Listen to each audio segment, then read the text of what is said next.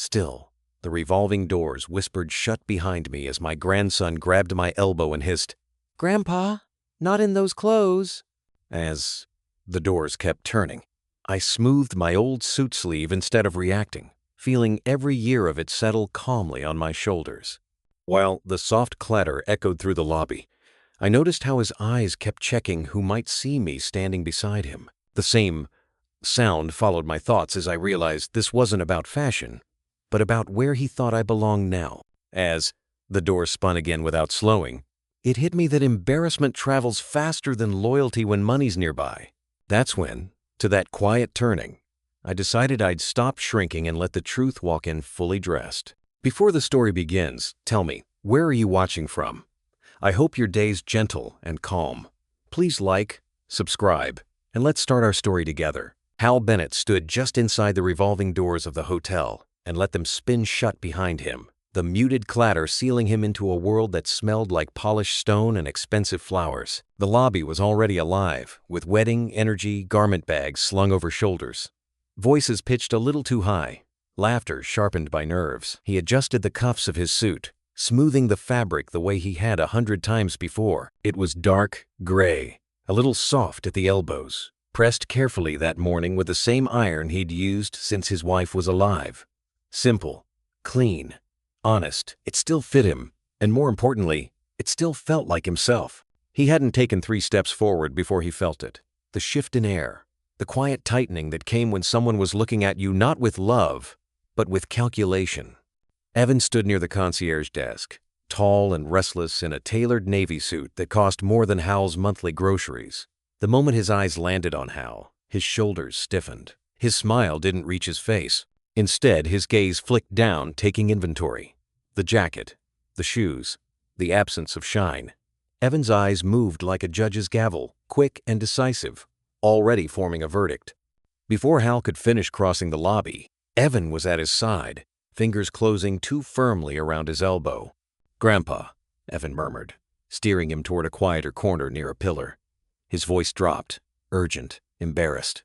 Don't come in those old clothes." The words landed harder than Hal expected.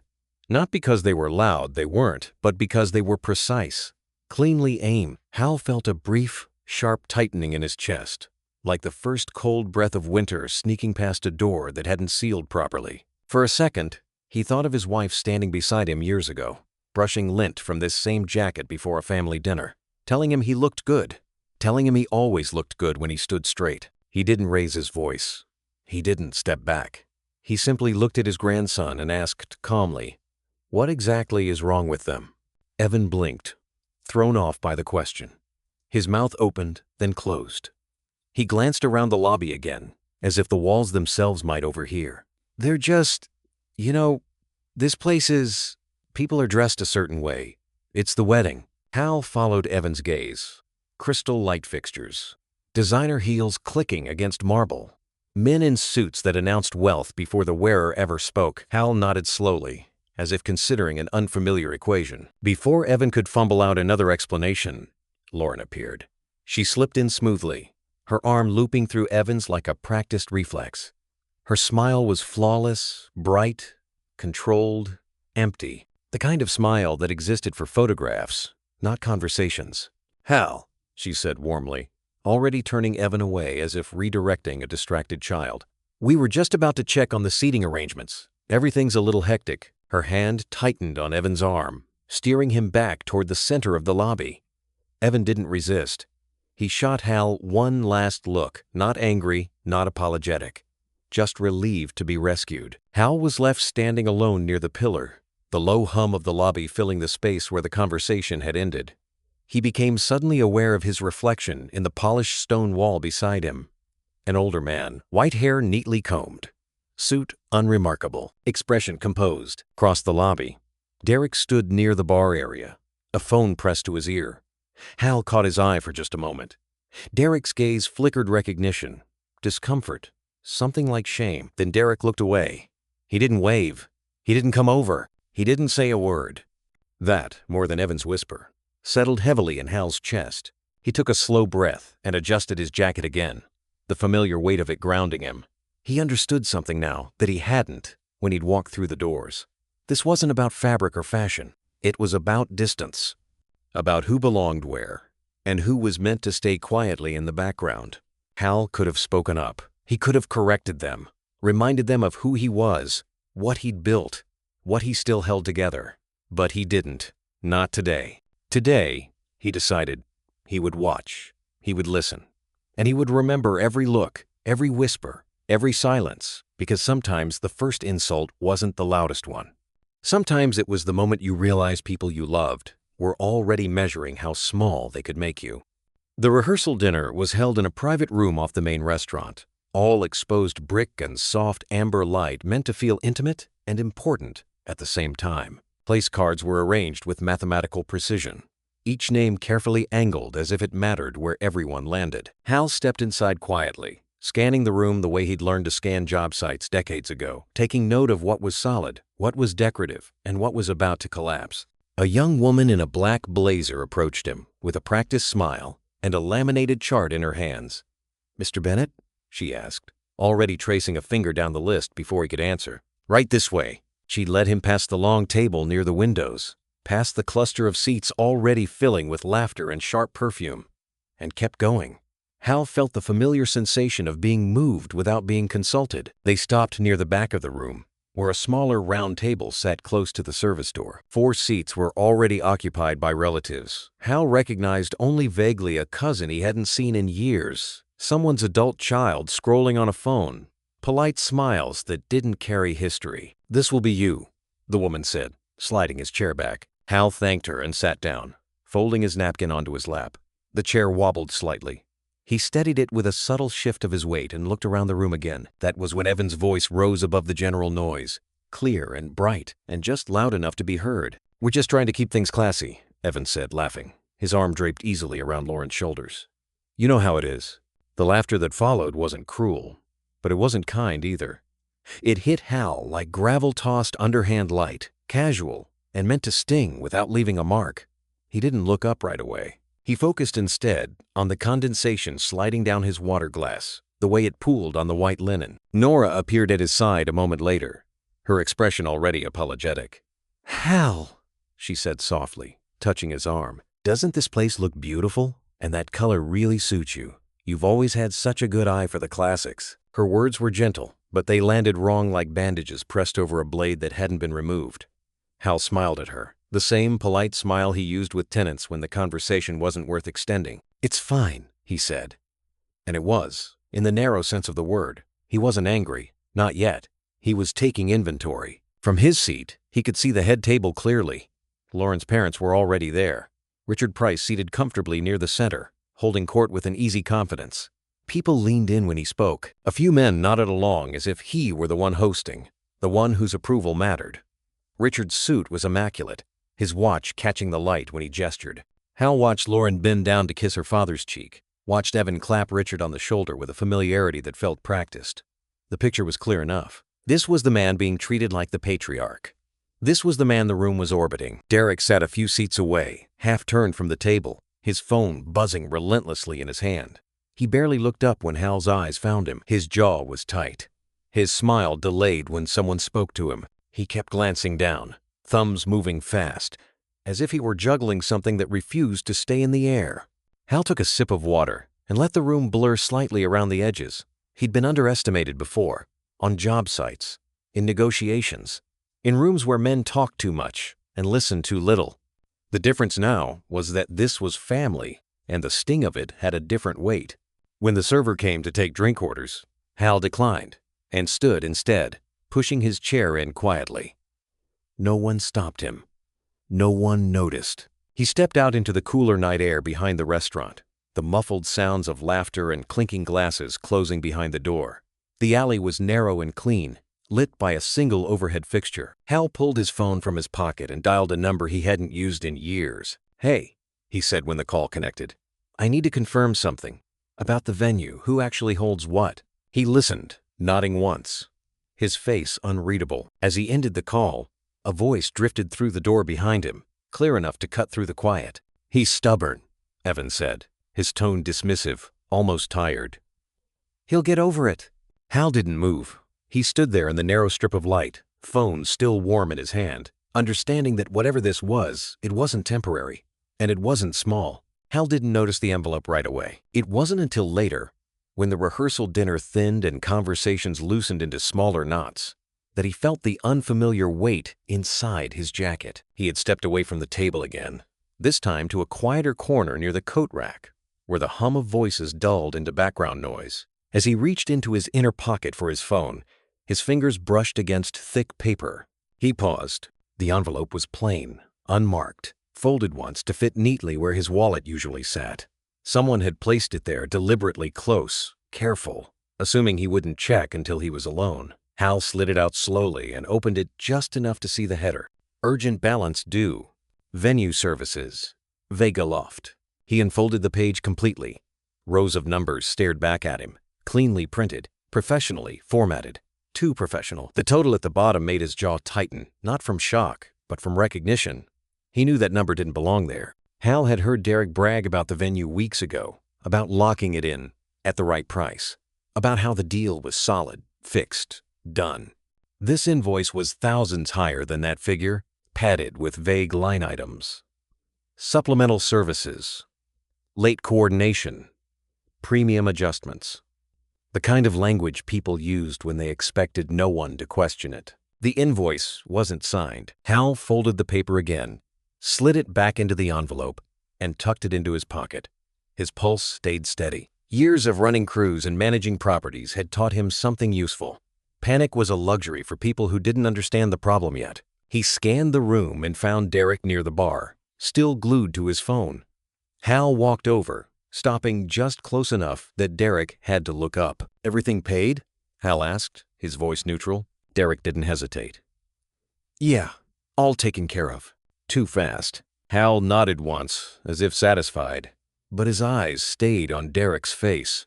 There was a flicker there, something defensive, something rushed. Derek shoved his phone into his pocket and took a sip of his drink, avoiding eye contact a beat too long. Across the room, Lauren stood with her maid of honor, their heads bent together. Hal watched them from the corner of his eye as he stepped away from Derek. Their whispers were animated, urgent, Lauren's manicured hands slicing the air in sharp, precise gestures.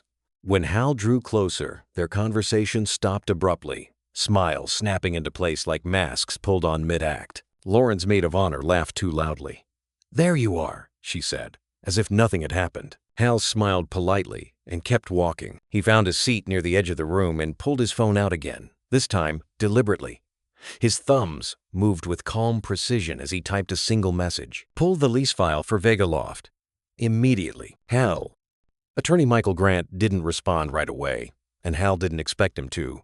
Grant was the kind of man who replied when there was something concrete to say, not before.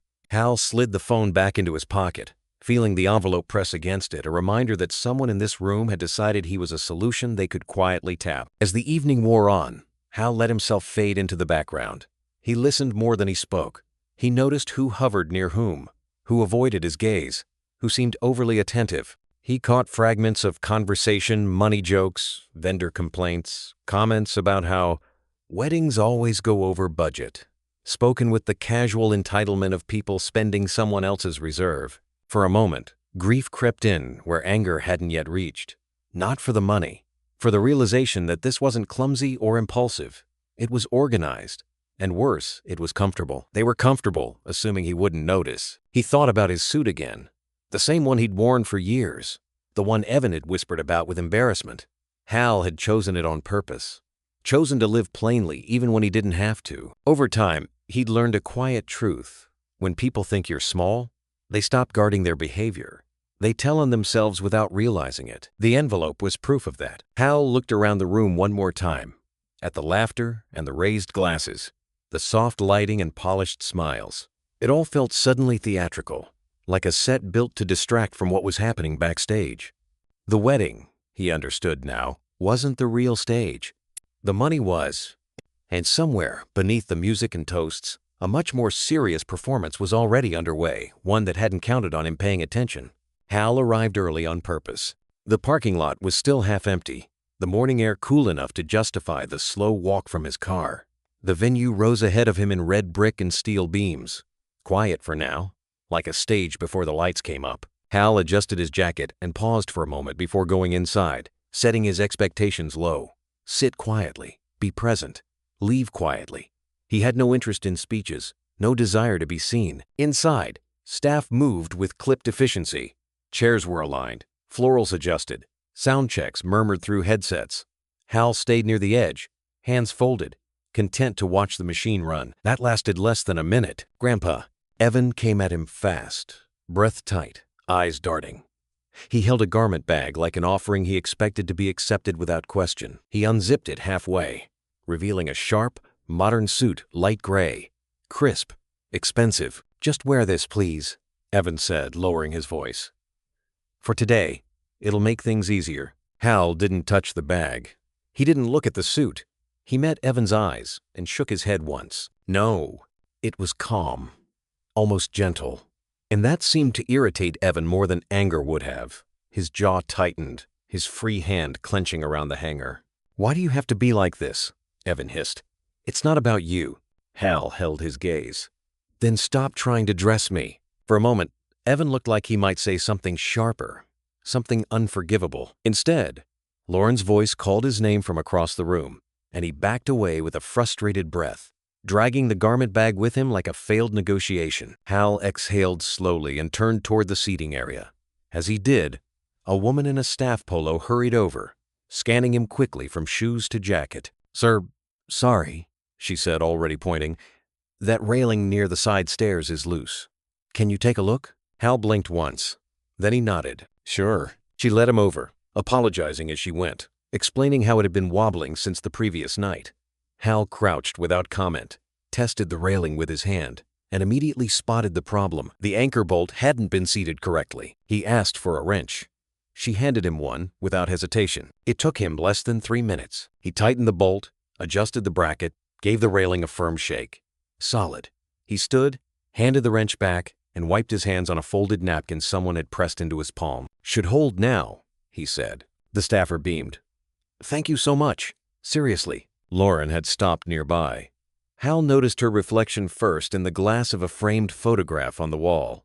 She watched him the way someone watched a spill spread across expensive fabric. Her expression wasn't anger. It was disgust, as if competence without polish offended her sense of order. She turned away without a word. Hal straightened his jacket and moved on, the faint echo of irony settling in his chest. Here, at a place held together by details no one noticed, unless they failed, he was invisible until he was useful, and then invisible again. He wandered the perimeter, avoiding the central bustle. Near the back hallway, a plain wooden door caught his attention. Black lettering. Simple. Office. As he passed, a voice rose sharply from inside. "I said tonight," Derek snapped. "We can't wait." Hal slowed his steps, not stopping, not turning, just listening. "There's paperwork that has to move," Derek continued, his tone tight with pressure. "Before anyone starts asking questions." A pause, then quieter, angrier. "No, he won't notice. He never does." Hal kept walking, his face unchanged, his pulse steady. But something settled into place with unmistakable clarity. This wasn't just embarrassment. This wasn't about appearances or seating charts or suits that didn't photograph well. The urgency in Derek's voice wasn't emotional, it was logistical. Timelines, documents, deadlines. They weren't trying to manage him. They were racing against something. Hal reached the end of the hallway and stopped near a window overlooking the courtyard, the morning light spilling in, clean and indifferent. He stood there for a long moment, hands clasped behind his back, understanding that the wedding day wasn't a celebration wrapped in chaos. It was cover, and whatever they were rushing to finish, it was already far enough along to make them afraid of delay. The ceremony music hadn't started yet, but the room had taken on that hushed, anticipatory tone, guests settling into seats, programs folded and unfolded, whispers bouncing softly off brick walls and steel beams. Hal stood near the side aisle, exactly where he intended to remain, visible enough to be present, distant enough to avoid attention. That plan collapsed the moment Marisol Vega walked in. She entered through the side doors with the purposeful stride of someone who owned every inch of the space. Clipboard tucked under one arm, Phone pressed to her shoulder. She was mid-sentence when her eyes lifted and locked onto Hal. Her voice cut off. For half a beat, she stared, as if making sure her eyes weren't playing tricks on her. Then her face broke open into something unguarded and real, and she moved fast, faster than anyone expected. "Mr. Bennett," she said, her voice carrying as she crossed the room. "Hal." Before Hal could react, she wrapped her arms around him in a firm, unapologetic hug. Not polite, not performative, familiar. The kind of hug you gave someone who'd stood between you and the ground when things were falling apart. "I wouldn't have this place without you," she said loudly, her words ringing clear through the quieting room. "I mean that." The effect was immediate. Conversation stopped mid-sentence. Heads turned. A ripple of attention spread outward from where they stood, eyes narrowing with curiosity. Evan, standing near the front with Lauren, went completely still. His smile froze, then vanished, replaced by a look of pure confusion. Marisol pulled back just enough to look Hal in the eye, her hands still gripping his arms. "You're the one who gave me that emergency extension when my lender bailed," she continued, her voice steady but thick with memory. 3 weeks. No penalties. No grandstanding.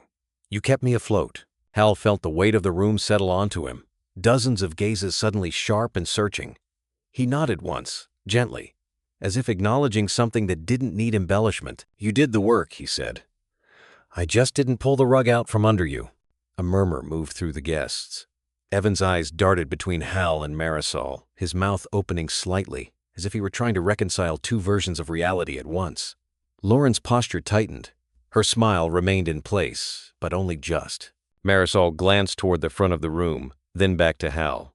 "Some of my staff thought you were maintenance earlier," she said with a dry laugh. "I told them they were mistaken." Hal turned slightly, his voice calm, carrying just enough. "I'm not the help," he said.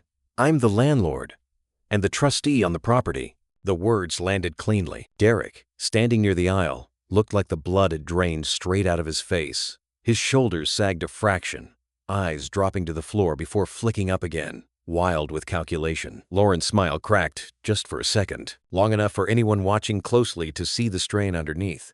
No one laughed. No one spoke. Hal felt it then, the shift. Not dramatic, not loud, just a subtle reorientation of the room, like furniture being moved quietly behind the scenes. People adjusted the way they stood, the way they looked at him. Respect didn't rush back in a wave. It crept, cautious but undeniable, because it hadn't been demanded. It had arrived on its own, carried by truth. Evan swallowed hard, his confidence unraveling thread by thread. He looked at Hal the way someone looked at a locked door they hadn't realized was load-bearing. Lauren leaned in and whispered something urgent, but Evan barely seemed to hear it. Marisol squeezed Hal's arm once more. "I'm glad you're here," she said softly, the volume lowered now, but the sincerity intact. "I never forgot." "Neither did I," Hal replied. She stepped away to handle a staff question, but the space she left behind felt charged. Hal stood alone again, but not invisible. He could feel the room recalibrating around him, conversations restarting at a different pitch, glances lingering longer than before. He caught Derek's eye across the aisle.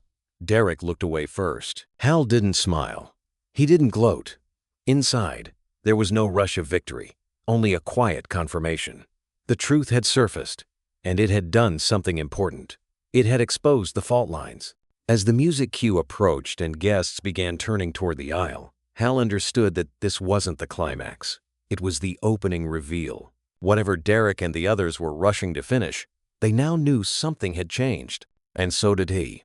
Champagne appeared in hands almost immediately after the ceremony ended, flutes catching the light as if celebration itself were proof that everything was fine. Laughter swelled, practiced, and bright, filling the space where tension had briefly surfaced. Hal accepted a glass he never drank from and stood near the edge of the crowd, watching faces reset themselves. "Lauren moves first." She took Evan by the arm and steered him toward a far corner near the bar, her grip tight enough to leave no doubt this wasn't affectionate. Her voice was low but urgent, words spilling out fast and precise. Hal didn't need to hear them to understand the intent. Control had slipped, and Lauren was reaching for it with both hands. Evan nodded too quickly, eyes flicking back toward Hal more than once. When Lauren released him, Evan straightened his jacket and inhaled like a man preparing for a performance. He approached Hal with a smile that looked rehearsed on the walkover. "Grandpa," he said loudly, warmly, the word shaped for public consumption. A few nearby guests glanced over, reassured by the sound of family harmony. Hal met Evan's gaze and inclined his head. "Congratulations," he said. 2 words. Polite. Complete. Evan hesitated, thrown off by the lack of emotion to latch onto. "It really means a lot that you're here," he continued, lowering his voice slightly. "We want you to feel included." "I do," Hal replied, his tone gentle, his expression unchanged. There was nothing else to add, and Hal didn't add it. The moment stretched awkwardly until Evan smiled again and backed away, his relief obvious as he rejoined Lauren, who immediately leaned in to whisper again. Derek chose that moment. He came up close, too close, his voice barely above the music. "Please," he said, the word carrying more weight than it should have. "Don't make today about business. Let us have this." Hal turned slightly, creating just enough space between them. He studied Derek's face, the sheen of sweat at his temple, the tightness around his mouth. This wasn't concern for the wedding. It was fear of interruption. "Did you forge anything with my name?" Hal asked quietly. The question hung between them, clean and sharp. Derek's mouth opened, then closed. His eyes dropped to the floor, then flicked to the crowd behind Hal, searching for escape. He didn't answer. That was answer enough. Hal nodded once and stepped away, leaving Derek standing alone with his untouched drink and his failure to deny the truth. Hal moved toward the seating area as guests found their places again for the speeches. His steps unhurried, his pulse steady. From his seat, he watched the ceremony he'd already seen continue in another form, words about love and unity, layered over a hum of transactions and quiet calculations. He noticed how often Lauren glanced toward the exits, how Derek checked his phone even during applause. He noticed the staff moving with unusual urgency, whispered questions passing between them. This wasn't just a wedding. It was cover. Hal felt the weight of that realization settle fully now. Whatever they were doing, whatever they were rushing, it required noise, distraction, momentum. Celebration was useful. It kept people from asking questions. It made urgency feel inappropriate. He let himself sit with that knowledge, resisting the impulse to confront, to disrupt. There was a time for noise, and this wasn't it. Hal lifted his champagne flute and finally took a small sip, the bubbles sharp against his tongue. Around him, guests cheered, glasses clinked, music swelled. The performance was working for now. Inside, his grief sharpened into resolve. He had been patient for years, generous when it wasn't necessary, quiet when it was easier to speak. That patience had been mistaken for absence. He watched Evan laugh at something Lauren whispered, watched Derek force a smile he couldn't sustain, and understood the shape of what came next. He would let them celebrate. He would let them believe the moment had passed. And while they toasted and posed and signed their names in guest books, Hal began to plan carefully, deliberately for the moment, when celebration would no longer be enough to hide what they'd done. The after-party bled into the night the way these things always did, music louder, laughter looser, the careful elegance of the ceremony giving way to something more reckless. Jackets came off, ties loosened. The bar stayed 3 people deep, bottles sweating under warm lights. Hal stood near the edge again, a familiar position by now, when the bartender leaned in to clear a glass. "Rough night," the man said casually, nodding toward the far end of the bar. "Your son was pretty heated earlier." Hal looked up. "About what?" The bartender hesitated, then shrugged. "Charging extras to your account." Sounded like he thought it should already be approved. Hal thanked him and watched the bartender move on, his expression unchanged. Inside, something tightened. Extras. Approved. Account. The words arranged themselves into a pattern he didn't like. He scanned the room and caught Marisol's eye. She was speaking to a coordinator near the DJ booth, her posture stiff. When she saw Hal, her jaw set, and she excused herself immediately. They found a quiet corner near the back hallway, the music muffled by thick brick walls. Marisol didn't bother with small talk. She reached into her clipboard and pulled out a folder, flipping it open with controlled frustration. "This is the original contract," she said, handing it to him. "Signed weeks ago. Fixed price." Hal skimmed the pages, nodding. He'd seen contracts like this his entire life.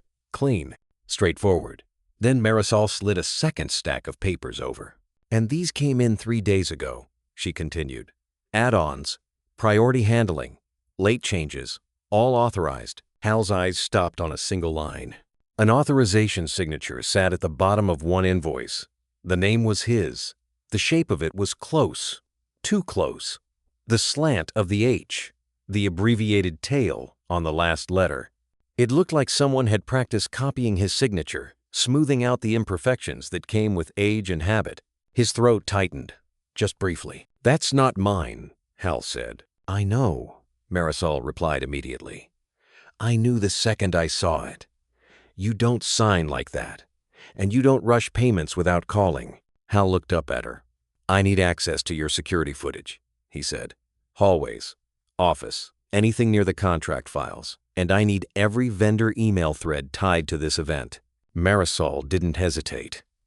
"You'll have it," she said, anger sharpening her voice. "All of it." Then she leaned closer, lowering her tone. "But Hal, they're moving fast. I've never seen paperwork get pushed through this quickly.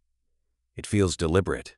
Hal nodded slowly. He closed the folder and handed it back to her, feeling the weight of what had just surfaced settle into something heavier than suspicion. "Thank you," he said, and he meant more than the words covered. When he returned to the party, the music hit him first, then the laughter. He moved through it like a ghost, eyes scanning until he found Lauren's father near the center of the room, drink in hand, his voice carrying easily. Richard Price clapped Derek on the back, grinning. "I told you," he said, loud enough for a few others to hear. "You just have to get the old man to sign. Once that's done, everything loosens up." Derek forced a laugh, the sound brittle. Hal stopped where he stood. The room didn't spin. His knees didn't weaken. But his stomach dropped with a cold, unmistakable certainty. "Get the old man to sign." The words echoed, rearranging everything he thought he knew. There hadn't just been invoices. There had been something else, something important enough to rush, something important enough to forge, if necessary. Hal stood there as the music swelled again, the crowd unaware of the fault line cracking beneath their feet. He didn't confront them. Not yet. He turned away slowly, already understanding that whatever they needed his signature for, it wasn't optional, and it wasn't over. Monday morning arrived without ceremony. Hal was already awake before the sun cleared the rooftops, the weekend's noise stripped away, leaving only facts and consequences. He arrived at Michael Grant's office 10 minutes early, carrying a slim folder that felt heavier than it should have. Screenshots, invoices, names, patterns. The kind of evidence that didn't raise its voice but didn't need to. Grant ushered him in without small talk. The blinds were half drawn, the city muted behind glass. Hal laid the folder on the desk and opened it, page by page, letting the story speak for itself. Grant adjusted his glasses as he worked through the material, his expression tightening almost imperceptibly. When he finished, he leaned back in his chair. "Someone attempted to file a beneficiary amendment," Grant said carefully, "and a durable power of attorney update. Both submitted online." Hal felt the words land with a dull, controlled impact. "I didn't sign anything." "I know," Grant replied. "But the filings are real. They're sitting in a processing queue. Not finalized yet, but close enough to matter. Close enough to be dangerous." Hal stared at the edge of the desk, grief and anger threading together into something colder. A POA wasn't confusion. It wasn't convenience. It was authority, control, the ability to move money, assets his life without him. "How long?" Hal asked. "Days," Grant said. "Maybe less if no one flags it." Hal nodded once. "I want a silent lockdown." Grant didn't ask him to clarify. "Freeze all changes," he said, already making notes. "Alert financial institutions. Add internal alerts. Document every attempt, every login, every submission. And no notifications," Hal added.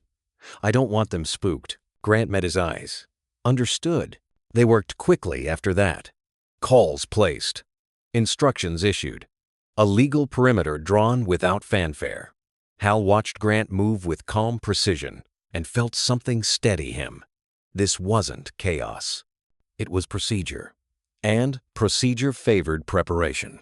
As Hal stood to leave, his phone buzzed. Evan. Hal let it ring twice before answering. "Grandpa?" Evan said, his voice warm, almost cheerful. Too warm. "I've been thinking a lot. About everything. We should get together. Family brunch. Clear the air." Hal looked out the window at the slow-moving traffic below. The city going about its business, unaware of the quiet war unfolding in one family. "That sounds fine," Hal said. There was a pause on the line, brief but telling.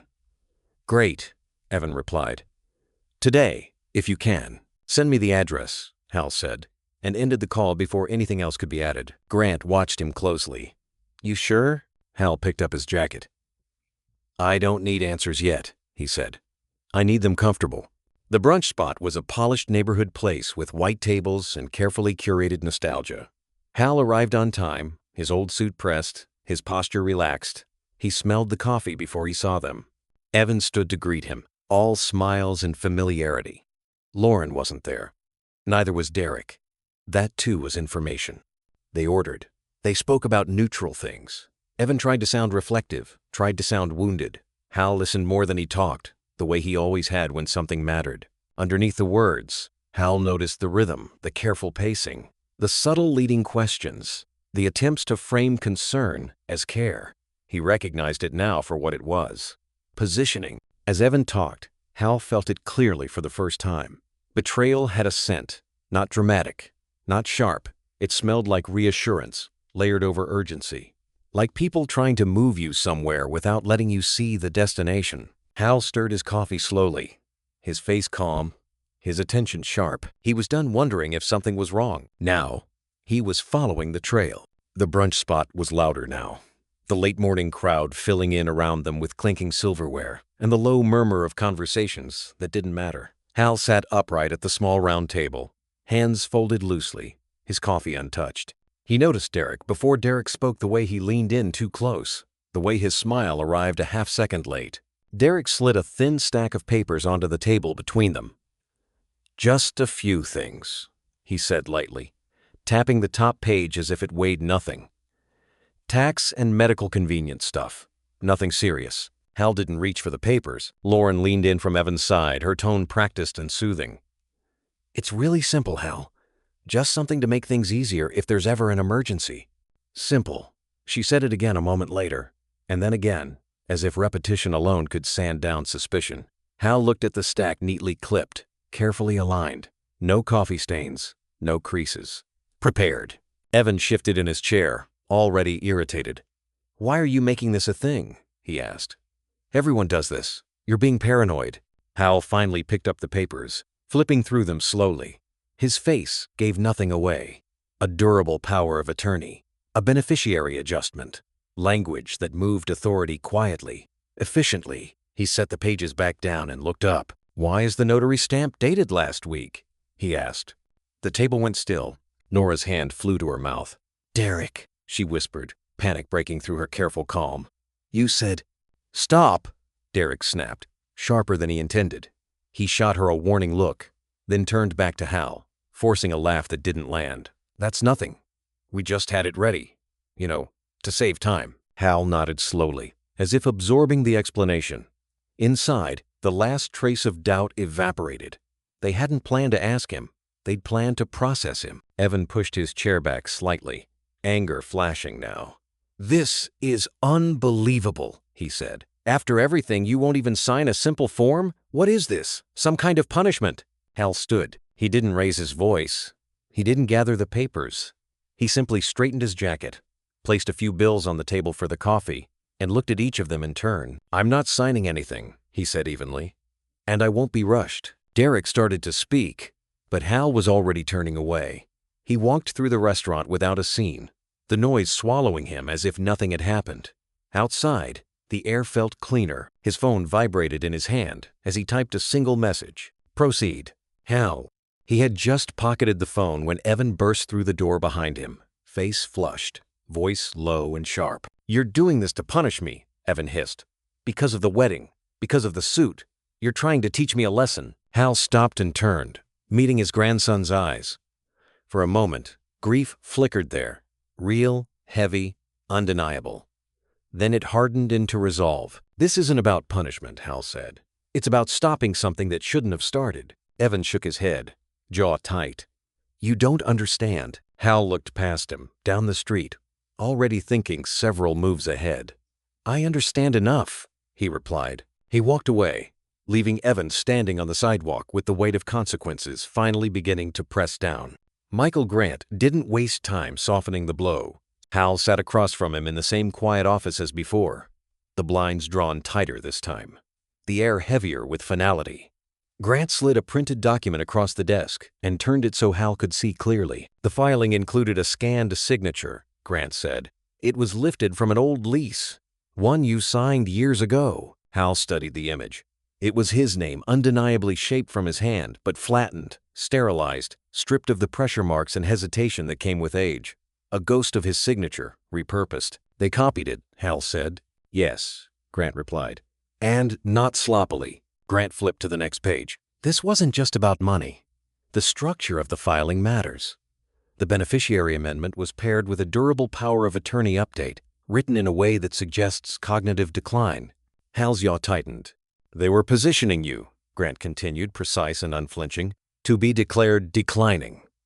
That would justify transferring authority without immediate challenge.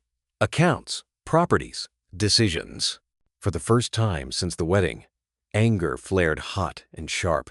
Not wild, but focused. Derek hadn't just crossed a line. He'd mapped it, measured it, and stepped over it with intention. Where did the upload come from? Hal asked. Grant didn't hesitate. The IP address traces back to a device registered under Derek's business account. The silence that followed was heavy, conclusive. Hal leaned back slowly. Something settled in him, not shock, not denial. Clarity. Derek hadn't been manipulated. He hadn't gone along reluctantly. He had organized it, delegated pieces, timed it around the wedding to bury it under celebration and noise. Grant took a breath before continuing. There's more. Hal nodded once. The wedding vendors were instructed that you would cover all balances, Grant said. As trustee, several invoices reference pre-approved coverage. Hal closed his eyes briefly. The picture finally complete. The seating charts, the urgency, the forged signature, the rush to sign papers under brunch menus. It wasn't just a wedding. It was a financial extraction disguised as family joy. They hadn't wanted his presence. They'd needed his authority. Grant watched him carefully. What do you want to do? Hal opened his eyes. The grief came first, not for the money, but for the son who had decided this was easier than honesty. For the grandson who had traded respect for appearance. It sat heavy, but it didn't weaken him. I won't explode, Hal said quietly. That's what they expect, Grant nodded. And instead, I dismantle it, Hal replied. Legally and publicly. Grant allowed himself a small, approving pause. Then we proceed methodically. They outlined the steps: documentation, preservation, notifications timed, not reactive. Hal listened, absorbing each detail with the same discipline he'd used his entire life. He wasn't new to building things. He understood teardown required even more care. When the meeting ended, Hal stepped back onto the sidewalk, the city moving around him without concern. He felt older in that moment, not from weakness, but from the cost of seeing people clearly. His phone buzzed again. Another message from Evan. He didn't read it. Instead, he thought about the room at the wedding, when Marisol had hugged him. How quickly respect had returned once truth surfaced. He understood now that truth didn't need volume. It needed timing. They thought he would rage, threaten, demand explanations. He wouldn't. He would let the paperwork speak. Let the records tell the story. Let the same system they'd tried to weaponize against him become the instrument that exposed them. Hal started his car and pulled into traffic, already thinking 3 steps ahead. The celebration was over. The real process had begun, and this time, it was moving at his pace.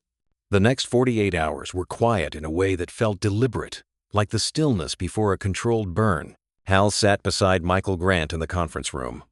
Sleeves rolled slightly, jacket folded neatly over the chair back. There were no raised voices, no dramatic declarations, just documents moving across polished wood, signatures placed where they belonged, witnesses present for every step. Funds were transferred into a protected trust structure designed for one purpose: Insulation. Nothing moved without oversight now. Nothing shifted without leaving a trail. Grant explained each measure as it happened. But Hal didn't need reassurance. He'd built companies, unwound partnerships, watched men try to take shortcuts and pay for them later. This was familiar ground. Slow, careful, irreversible. They updated beneficiaries methodically. Names adjusted. Access narrowed. When Derek's name came up, Grant paused, waiting. "Remove direct authority," Hal said simply. Grant nodded and made the change. Then Hal added something new. A conditional education fund, cleanly structured, purpose-driven. It was earmarked for future grandchildren, college, trade school, whatever path they chose, but with one immovable condition. Derek would never control it. Ever. "This isn't punishment," Hal said quietly as Grant reviewed the language. "It's protection." Grant looked at him for a long moment.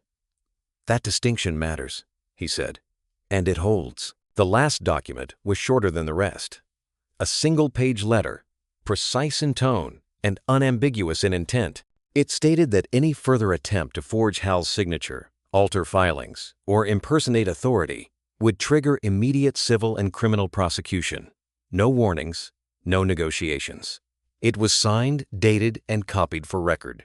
When Hal left the office, he felt no triumph, just alignment. Marisol called that afternoon. Her voice was tight, controlled anger, barely contained. "I've instructed my team," she said. "All corrected invoices go directly to Grant's office. No exceptions, no side conversations." "Thank you," Hal replied. "He meant it." "They really tried to use you," Marisol added quieter now. "Like you were an account, not a person." Hal looked out the window at the slow drift of traffic. "That's usually how it starts." That evening, his phone buzzed again. This time, it wasn't a call. Avon posted. Hal didn't rush to read it. He waited until he was home, until the house was quiet, until the weight of the day had settled. Then he opened the app and scrolled. The message was vague by design. No names, no accusations that could be challenged directly. Hard watching someone you love get confused and taken advantage of. Family should protect each other. The comments were already filling in the blanks. Sympathy, concern, soft agreement. The language was careful, almost tender, but Hal recognized it instantly. It was positioning. If he pushed back now, he'd look defensive. If he stayed silent, the narrative would harden. He set the phone down. The familiar ache of grief pressing in, not sharp, not explosive, just heavy. This wasn't Evan lashing out. This was strategy. Someone had taught him how to do this. Discredit the old man, then take cleanly. Hal didn't respond. Not publicly, not privately. Instead, he opened his notebook and wrote a single line across the top of the page. "Feelings don't leave evidence." He'd spent enough time around this situation to understand the next phase. This was no longer just a family dispute wrapped in paperwork. There were forged documents, digital trails, coordinated actions across vendors and accounts. Crimes that didn't care about intentions or explanations. The next step couldn't be handled with conversations or patience. It required someone who followed facts, not loyalty. Someone who understood patterns, not excuses. Hal closed the notebook and reached for his phone, not to call Evan, not to confront Derek, but to search for a name Grant had mentioned in passing. A white-collar investigator, quiet, thorough. As he typed, Hal felt the shift complete. This wasn't about being heard anymore. It was about being precise. Detective Rachel Mills didn't look like anyone Hal expected. She wasn't rushed, wasn't dramatic, and didn't fill the room with authority by force. She sat across from him at a small conference table in a borrowed office at Grant's firm, sleeves rolled neatly to the forearms, a pen resting untouched beside a yellow legal pad. Her eyes did the work steady, exact, unblinking. "Start from the beginning," she said. Hal didn't editorialize. He didn't speculate. He laid out facts the way he'd learned to lay out blueprints, clean, chronological, unemotional. The wedding, the invoices, the forged signature, the POA filing, the brunch papers. He spoke slowly, letting each piece land where it belonged. Mills listened without interruption. When he finished, she leaned back slightly. "Here's the line," she said. "Family drama ends where intent and documentation begin." Hal waited. People argue over money all the time, she continued. That's civil. Hurt feelings. Manipulation. Pressure. Ugly, but not criminal. She tapped the table once, lightly. Forgery is different. Impersonation is different. Coordinated misrepresentation across institutions is very different. She reached for the folder Hal had brought and began opening files with methodical care. What you're describing isn't confusion, she said. It's planning. Hal slid his phone across the table. I have links, he said. Security footage, vendor emails, metadata on the signature scan. Mills nodded, already pulling on gloves as she reviewed the material.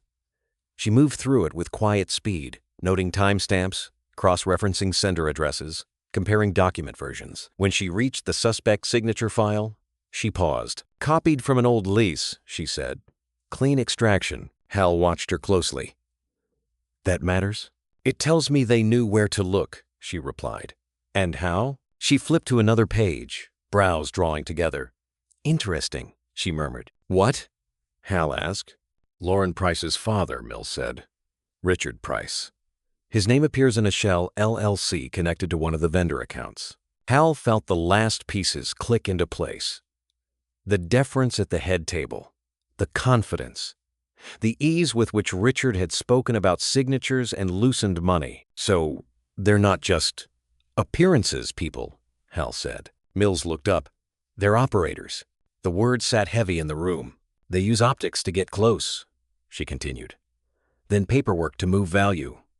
Weddings, charities, partnerships.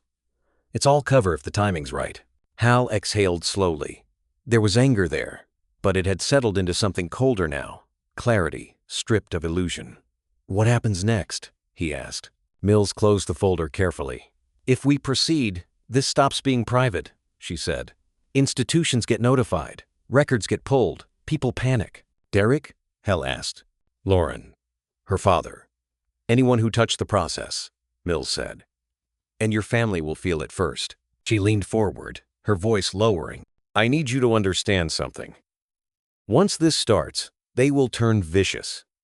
Not loud. Strategic. They'll question your capacity, your motives. They'll try to isolate you. Hal met her gaze without hesitation. Let them, he said. Mills studied him for a long moment, then nodded once.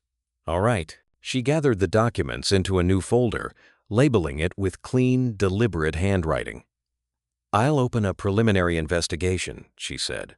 Quietly at first, but this isn't going away. Hal stood, feeling the weight of the decision settle fully now. There was no path back to pretending, no return to polite distance. As he left the office, his phone buzzed again, another message he didn't read. He didn't need to.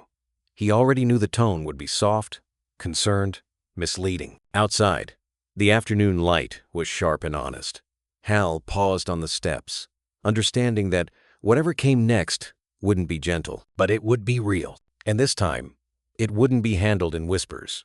The shift was subtle at first. Hal noticed it in the way calls stopped coming directly to him and started arriving through Nora instead, in the careful phrasing of messages that asked how he was feeling, not what he was doing. In the sudden concern from distant relatives who hadn't checked in for years but now wanted to know if he was managing okay. By midweek, the story had found its voice. Derek and Lauren weren't loud about it.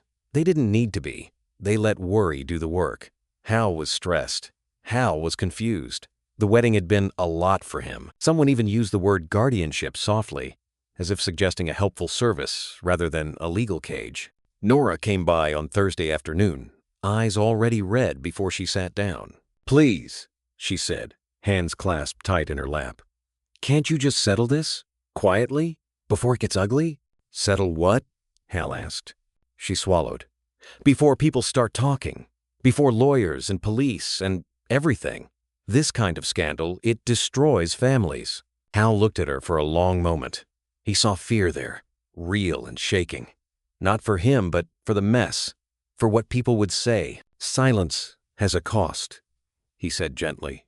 Nora shook her head, tears spilling now. You don't understand. They're saying you need help, that you're not thinking clearly. Hal nodded once.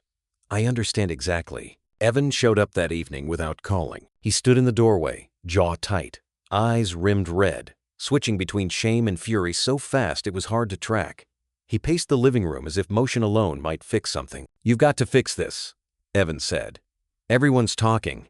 Lauren's parents are freaking out. Dad says this is going to spiral." Hal sat in his chair, hands resting calmly on the arms. "Fix what?" Evan stopped pacing. "You. This whole thing. The lawyers. The cops. You're blowing this up over paperwork." Hal studied him, the familiar posture, the inherited impatience, the borrowed confidence that cracked under pressure. "Did you know about the signature?" Hal asked. The question landed cleanly, without heat. Evan opened his mouth, closed it, looked away, then back. A beat too long. Hal felt something shift inside him, not anger this time, but a quiet, devastating clarity. The memory surfaced uninvited. Evan's whisper in the hotel lobby about the suit, the embarrassment, the urgency. It hadn't been about appearances alone. It had been preparation. They hadn't just wanted Hal smaller. They'd wanted him out of the way. Hal leaned forward slightly. "I want to be clear about something," he said evenly. "I'm going to record this conversation. For clarity. Is that okay?" Evan waved a hand, irritated. "Yeah, fine. Whatever." The phone on the table lit softly as Hal started recording. "You think I'm doing this to hurt you?" Hal continued. "Is that what you believe?" Evan exhaled sharply. "I think you're punishing us because you felt disrespected." "And the papers?" Hal asked. "The notary date? The POA?" Evan's voice rose. "I didn't fill them out. I just—" He stopped himself, frustration spilling over. "I didn't stop it, okay? I didn't think it was a big deal." Hal nodded slowly. Every word was landing exactly where it needed to. "So you knew," Hal said. Evan dragged a hand through his hair. "I knew they wanted things simplified. Lauren said it was temporary, that it was for your own good." "For your own good." Hal let the silence stretch, letting Evan hear himself. When Evan finally looked up, something like fear crept into his expression, not of Hal, but of what he'd admitted. "You're not going to use this against me," he said. Hal turned the phone face down. "This isn't about revenge," he said quietly. Evan scoffed. "Then what is it?" Hal stood, feeling the weight of the moment settle fully into place. "It's about stopping people from taking my life apart while telling me it's for my benefit." Evan said nothing. Hal walked to the window, looking out at the darkened street. He understood it now with absolute certainty. This wasn't about teaching lessons or making anyone feel pain. It was about survival. And self-defense didn't ask for permission. Marisol called just after noon. Hal recognized the tone before she finished the first sentence. Tight, controlled, anger restrained by professionalism. "They're here," she said. "The prices.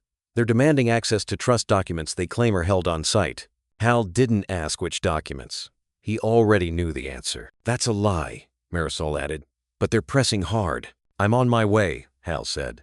"Don't give them anything." He arrived 20 minutes later with Michael Grant and Detective Rachel Mills, the three of them moving through the venue like they belonged there, which, in different ways, they did.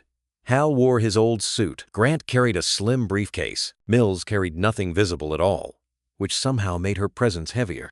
The office was small, functional, built for logistics rather than drama. Lauren stood near the desk, arms crossed.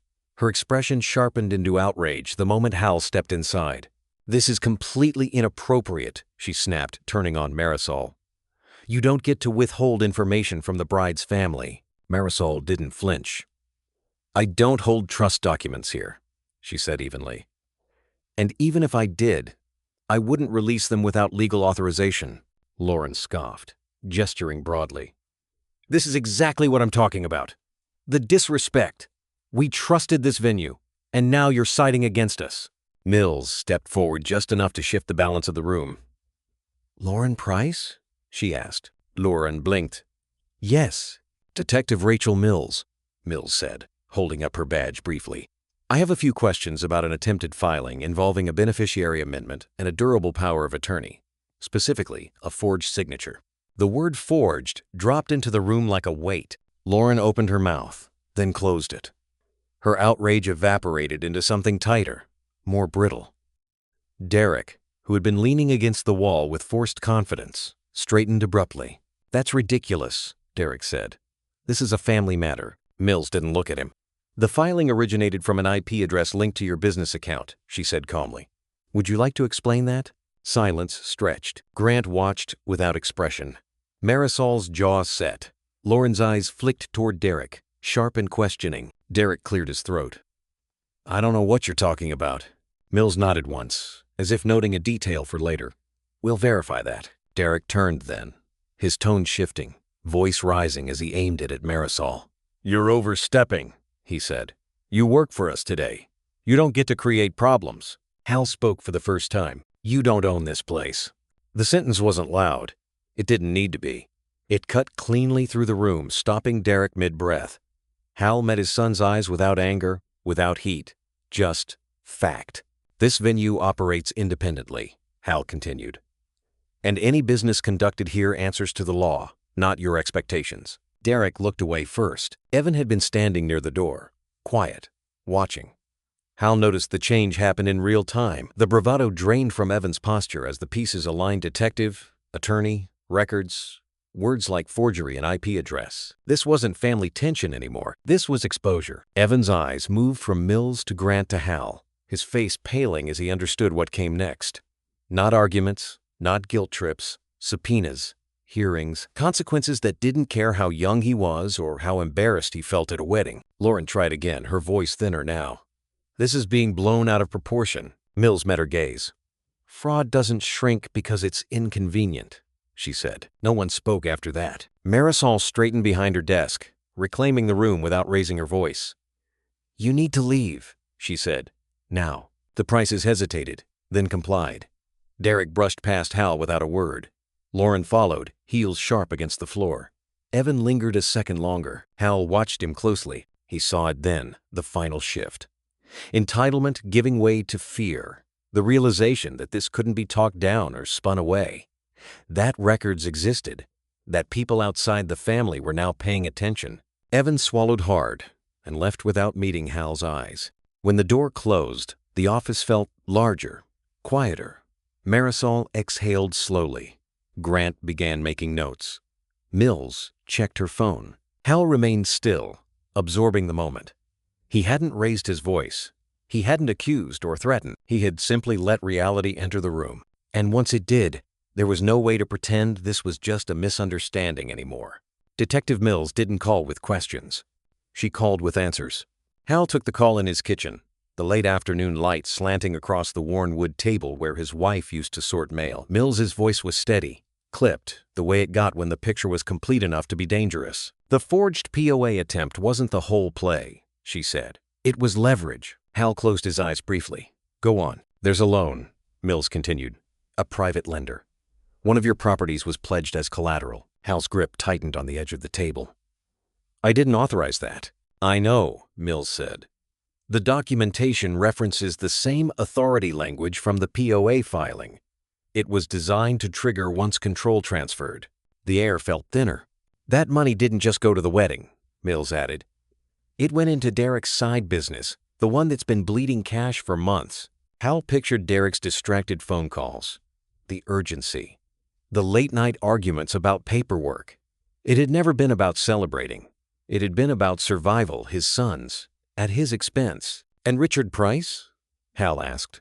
He helped structure it, Mills said. Shell entities, clean routing, enough distance to claim ignorance if it fell apart. Hal felt the weight of it then, not as shock, but as loss. They hadn't been careless. They'd been calculated. They'd gambled with his life's work properties he'd built, maintained, protected, just to keep appearances polished and debt invisible. After the call, Hal sat alone for a long time. Evan arrived just before dusk. He looked smaller somehow, shoulders slumped, the confidence stripped away. He didn't sit right away. He stood near the doorway, hands shaking, eyes glassy. I didn't want her to leave me, Evan said suddenly. Hal looked up, surprised by the honesty. They said it was temporary, Evan continued, voice breaking. That once things stabilized, it would all be fixed. I thought you'd be okay. You always are. Hal felt the grief hit then, not sharp, not explosive. Heavy, settling into his bones. Love shouldn't require betrayal, Hal said quietly. Evan's face crumpled. He sank into the chair, covering his face with his hands. I didn't know it would go this far. Hal believed him, and that hurt more than disbelief would have. He thought of the properties again, of working through winters and layoffs, of building something meant to outlast him. All of it had been put on the table to preserve an image that couldn't stand on its own.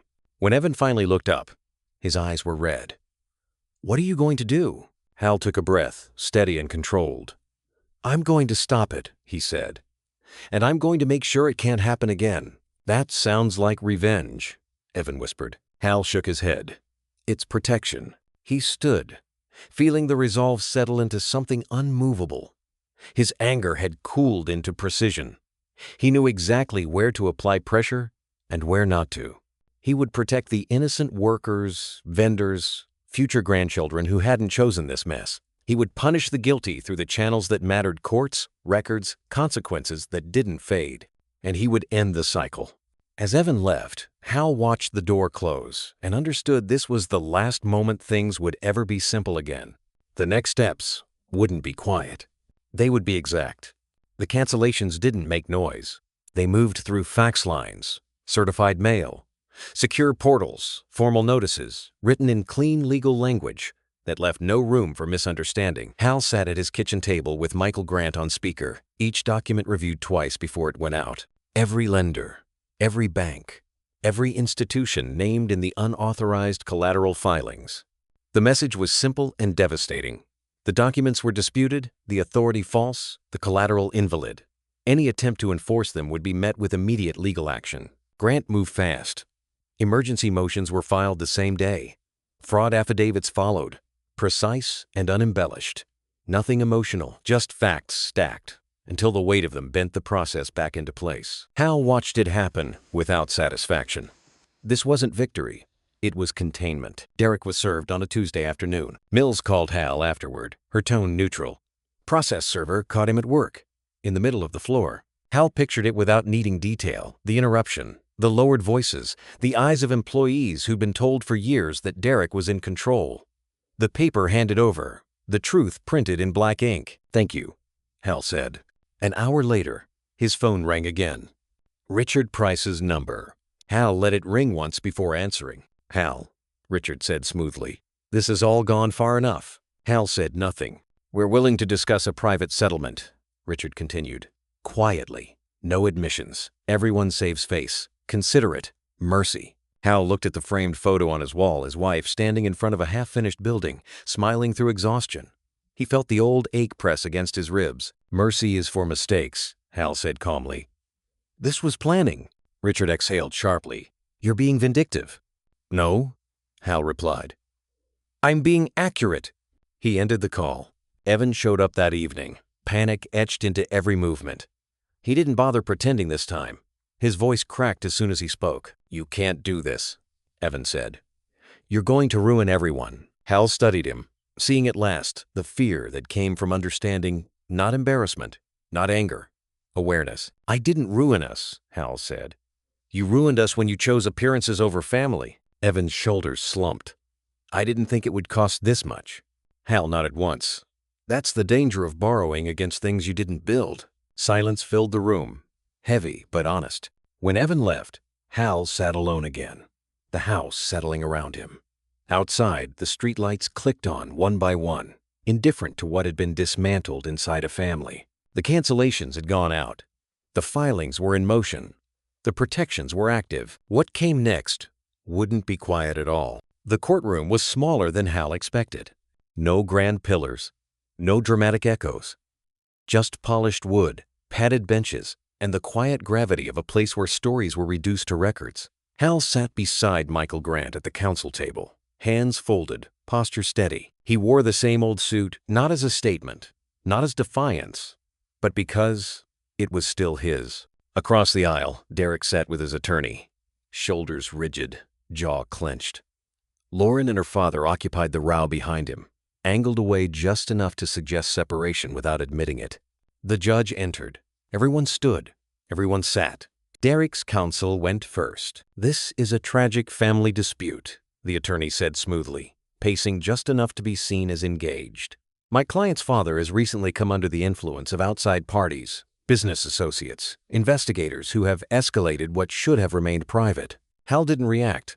He stared straight ahead, listening. These outsiders, the attorney continued, have convinced Mr. Bennett that administrative irregularities are criminal acts.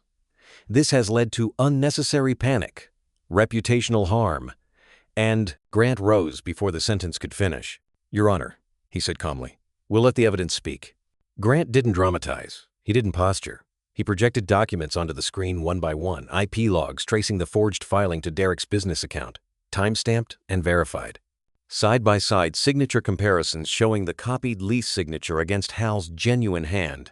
Vendor correspondence confirming instructions that Hal would cover everything as trustee. Each piece landed quietly. The judge leaned forward. Grant finished and returned to his seat without flourish. Marisol Vega was called next. She took the stand with her back straight, voice firm.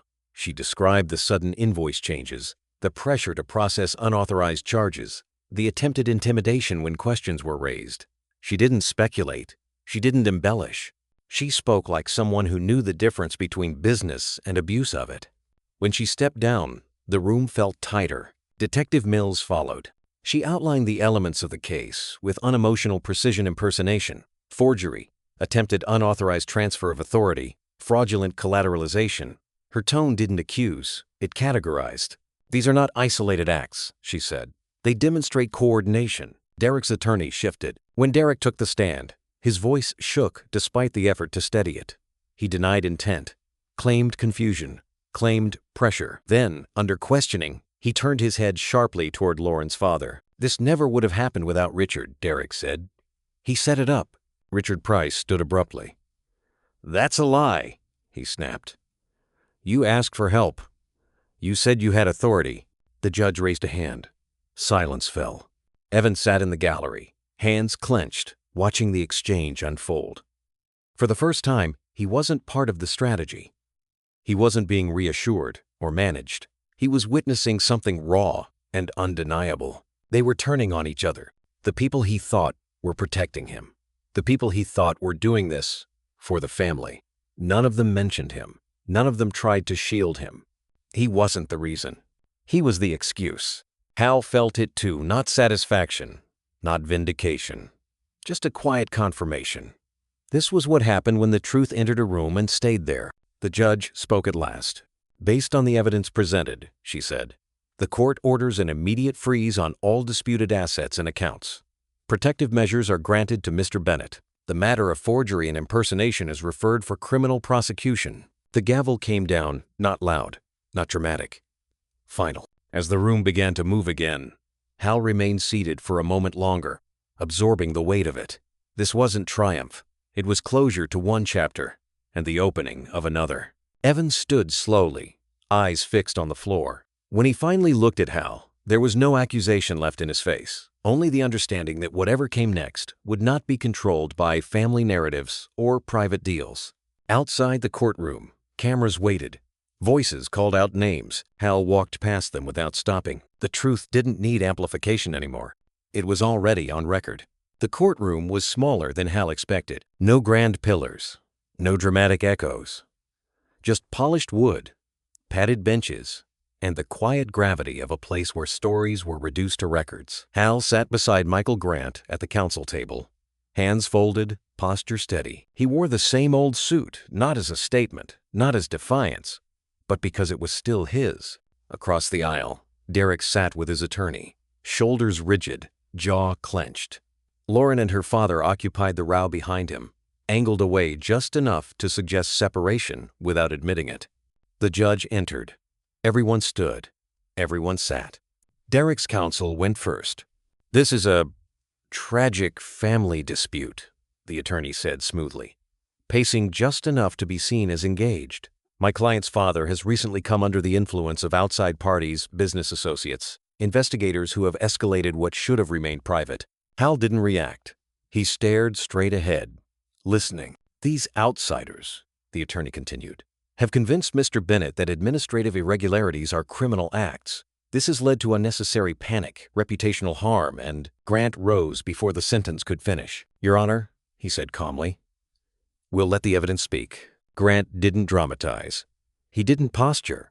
He projected documents onto the screen, one by one, IP logs, tracing the forged filing to Derek's business account, time-stamped and verified. Side by side, signature comparisons showing the copied lease signature against Hal's genuine hand. Vendor correspondence confirming instructions that Hal would cover everything as trustee. Each piece landed quietly. The judge leaned forward. Grant finished and returned to his seat without flourish. Marisol Vega was called next. She took the stand with her back straight, voice firm. She described the sudden invoice changes, the pressure to process unauthorized charges, the attempted intimidation when questions were raised. She didn't speculate.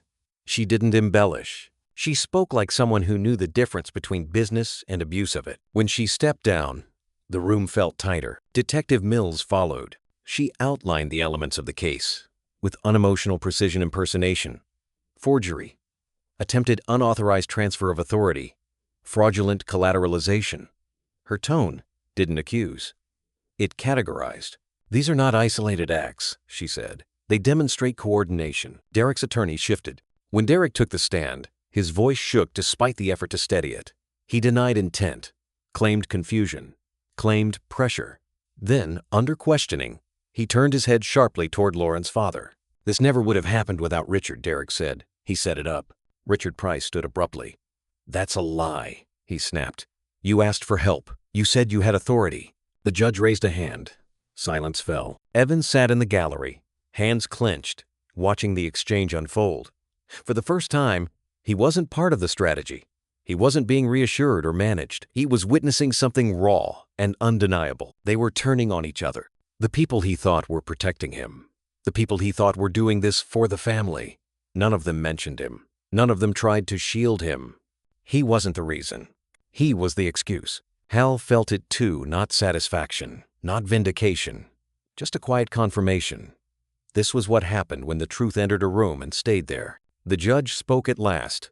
"Based on the evidence presented," she said, "the court orders an immediate freeze on all disputed assets and accounts. Protective measures are granted to Mr. Bennett. The matter of forgery and impersonation is referred for criminal prosecution." The gavel came down, not loud, not dramatic. Final. As the room began to move again, Hal remained seated for a moment longer, absorbing the weight of it. This wasn't triumph. It was closure to one chapter and the opening of another. Evans stood slowly, eyes fixed on the floor. When he finally looked at Hal, there was no accusation left in his face, only the understanding that whatever came next would not be controlled by family narratives or private deals. Outside the courtroom, cameras waited. Voices called out names. Hal walked past them without stopping. The truth didn't need amplification anymore. It was already on record. Hal never made an announcement. There was no press release, no plaque unveiled under soft lighting. The scholarship fund was established quietly through Grant's office, paperwork signed and filed without ceremony. It carried his wife's name, exactly as she'd written it, no titles, no embellishment. The purpose was simple: support for students from the neighborhood trade schools she used to drive past and comment on, the ones who worked with their hands and needed someone to see them. Hal didn't tell the family. He told the institutions that mattered. The same went for the vendors. Legitimate balances were paid directly, checks issued from accounts that couldn't be redirected or delayed. Florists, caterers, technicians who'd shown up early and stayed late. Hal made sure none of them felt the ripple of a mess they hadn't created. He understood too well how easily workers became collateral damage when powerful people scrambled to save themselves. Marisol noticed. A week later, she hosted a small dinner for her staff after closing hours. No speeches, no toasts, just food laid out on long tables, the lights dimmed, music low. When Hal arrived, conversations paused, not out of obligation, but recognition. Marisol lifted a glass briefly. "This man kept us out of someone else's storm," she said simply. "That matters." There was applause, brief, sincere.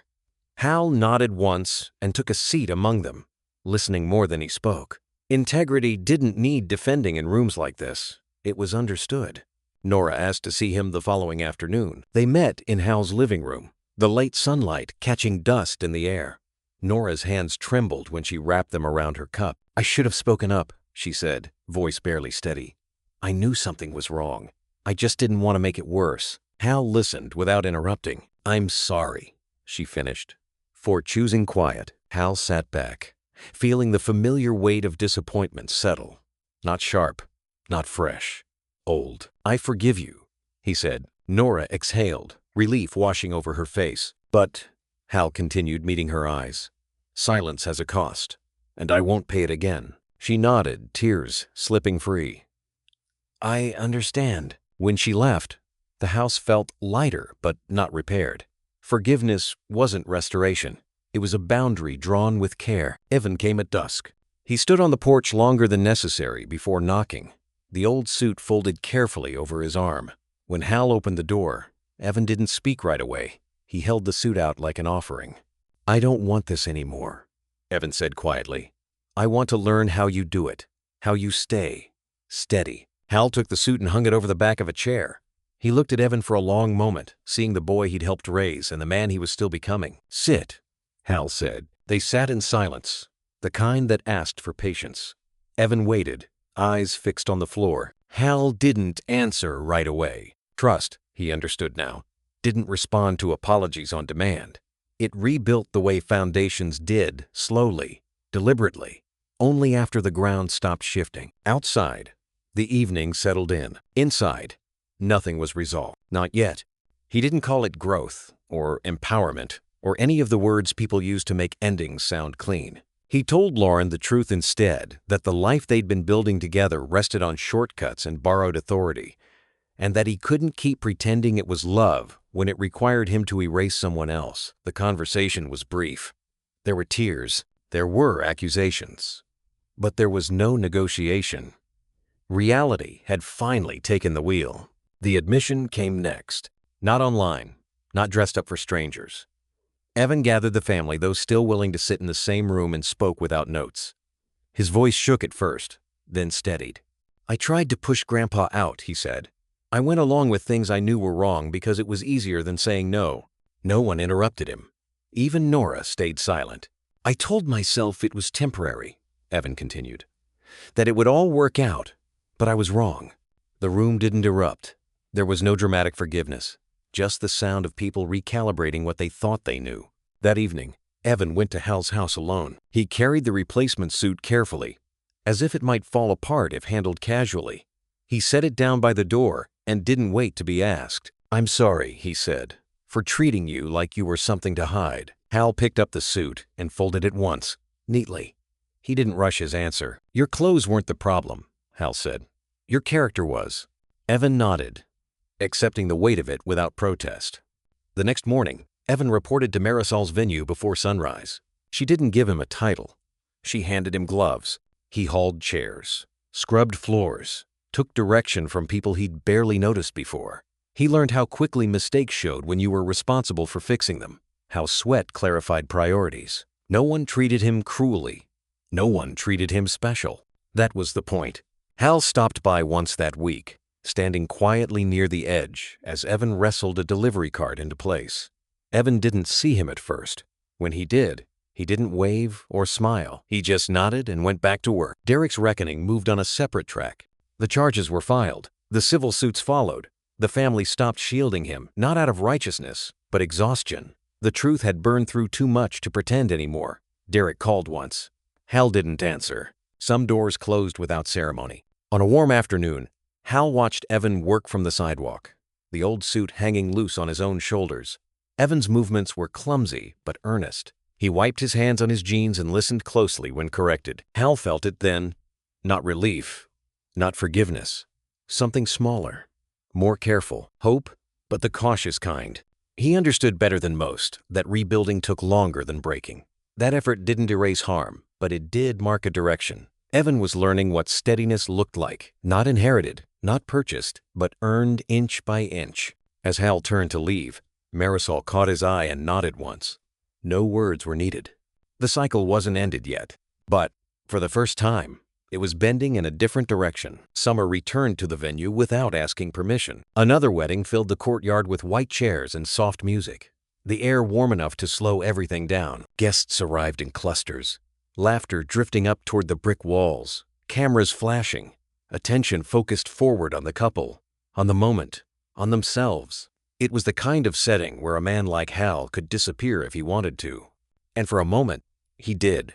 He stood just inside the doors, old suit pressed, hands folded loosely, watching the familiar rhythm of setup and ceremony. Another crowd, another chance to be invisible. He felt no bitterness about it. There was comfort in not being performed around. Hal. Marisol greeted him before he could take 3 steps. Her smile easy, her posture relaxed. Not the greeting reserved for benefactors or VIPs, but for equals. "You're early," she said. "Habit," Hal replied. She walked beside him as they moved through the space, pointing out small updates, a repaired beam, a restored section of brick. It sounded like conversation between partners, because that's what it was. No announcement followed him. No heads turned yet. Evan arrived quietly. No tailored suit, no polished performance. Just simple clothes, clean and unremarkable, the way Hal had always dressed. He didn't scan the room for approval. He didn't check his phone. He stood next to Hal and waited. Together, they walked. Hal showed Evan the bones of the building, the original support columns, the places where shortcuts would have failed and patience had paid off. He talked about timing, about maintenance, about how nothing strong appeared all at once. "Legacy isn't loud," Hal said. "It's repetitive. It shows up even when no one's watching." Evan nodded, absorbing it the way he once absorbed appearances. "I chased respect without earning it," he admitted. "And it almost destroyed everything." Hal stopped near the center of the room and turned to him. "Almost," he said. He reached into his jacket and pulled out a single page. "A trust addendum. Plain language. Clear steps. No shortcuts. Earned access only. This isn't a gift," Hal said. "It's a path." Evan took the paper with both hands, careful, reverent. "Thank you," he said, but didn't add more. He didn't need to. Guests began to arrive in greater numbers now. Some recognized Hal. Some didn't. A few paused, curious. The room felt different this time, not because of him, but because he wasn't shrinking. Marisol passed by again, nodding once, then moved on to greet the couple. Hal straightened his old jacket, and as Evan walked beside him, steady, quiet, present, the room finally saw what Hal always was. Someone worth honoring long before the hug proved it.